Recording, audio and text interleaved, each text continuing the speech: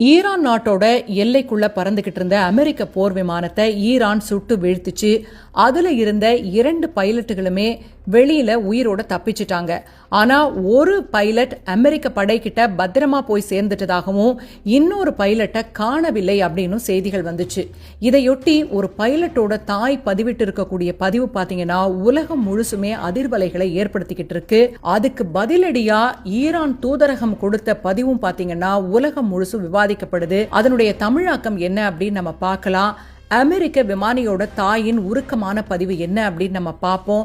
2 F-15 விமானிகளுக்காக உங்களோட பிரார்த்தனையில வேண்டிக் கொள்ளுங்கள். என்னோட மகனிடமிருந்தோ அல்லது அவனுடைய படை பிரிவிடமிருந்தோ இதுவரை எந்த தகவலும் இல்லை. என் இதயம் கவலையில் பாரமாக இருக்கிறது. இதுதான் அந்த தாயோட பதிவு. பாகிஸ்தான்ல இருக்க ஈரான் தூதரகம் என்ன பதில் கொடுத்தாங்க தெரியுமா?